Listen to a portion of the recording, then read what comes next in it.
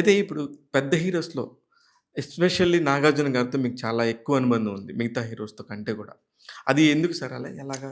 అలాగేంలే నాగార్జునతో బాగుండేవాళ్ళం. ఆయన బానే ఉండేవాళ్ళు. తర్వాత నాకు అందరూ బానే ఉంటారు. నాగార్జున గారితో సినిమాలు చేశాను కొన్ని ఎక్కువ. హ్మ్. వెంకటేష్‌తో బానే ఉంటాం. వెంకటేష్ నాతో బానే వెంకటేష్ సినిమా రాకముందు నుంచి తెలుసు.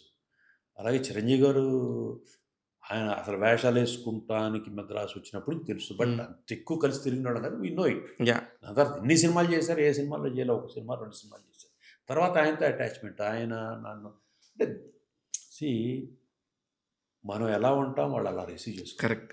సో, వాళ్ళు అలా రిసీవ్ చేసుకున్నప్పుడు మనం అలాగ ఉండాలి. అవును. అంతేగాని దాన్ని ఇంకా అతిగా చేసుకున్నారు గదా! అని ఆ! మనం బోర్డర్స్ క్రాస్ చేయకూడదు. చంకెక్కి కరెక్ట్. కరెక్ట్. అంటారే.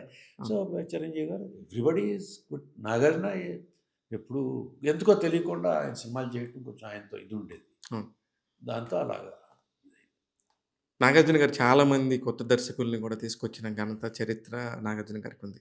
అందుకనే ఆయన గూడా ఒక అలా ఒక మంచి అసిస్టెంట్‌గా మనకెప్పటినుంచో తెలుసు, చేస్తాడని ఒక నమ్మకంతో మీకు చెప్పుండొచ్చు.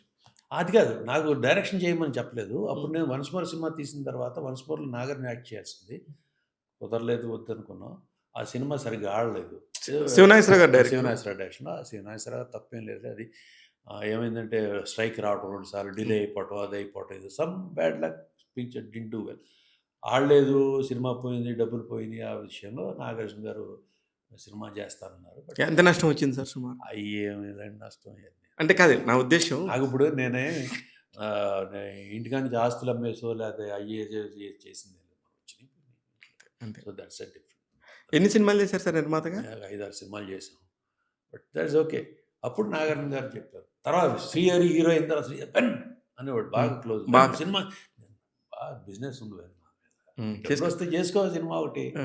అనేవాడు. ఆయన అందరితో అలానే ఉండేవాడు. సో, నిజంగానే. అలాగా ఓకే అండి Shiva. I see I'm good with everybody. Everybody is good with me. That's yeah! I know that. But నా పాయింట్ అంటే ఇండస్ట్రీలో ఉండేవాళ్ళకి ఇలానే ఉంటది గదా! ఇలా ఎందుకుందనేది నాకొక ఒక క్వెషన్ మార్క్ అంతే. కానీ నిర్మాతగా మారాలి, నిర్మాతగా చేయాలనే ఒక బీజం ఎక్కడో పడుంటది.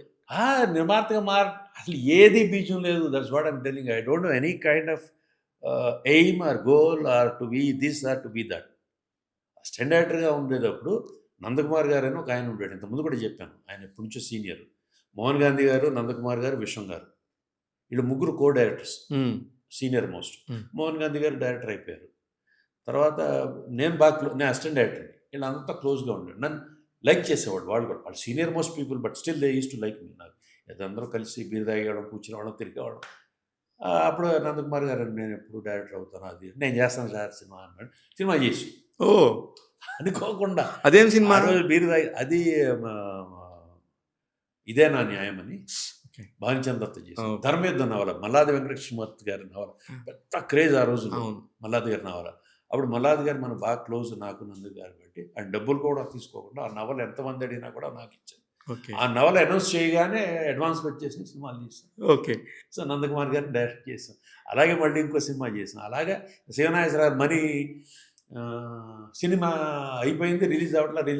నా సినిమా రిలీజ్ అవ్వట్లా అది ఇది అంటే, "నేను చేస్తాను సార్ సినిమా" అన్నా. హ్మ్. మనీ ఇది 1 అయిపోయినది. బై 2 ఇది once more. 'Once more.' So, మధ్యలో నా రాక్షస సంహార్ అని ఒక ప్రొడక్షన్ మేనేజర్ ఒకాయనుంటే, "నేనెప్పుడు ప్రొడ్యూసర్ అవుతాను సార్" అంటే, "నేను పెడతాను సార్ మీరు చేయండి సార్" అన్నారు. హ్మ్. అలాగే జరిగింది. అది కూడా డబ్బులు ఎక్కడి నుంచో వచ్చేసినియి. ఇవన్నీ అలా అలా అలా కుదిరేసినియి. అంతే. అయిపోయింది. అవకాశాలొచ్చినాయి. అయిపోయింది.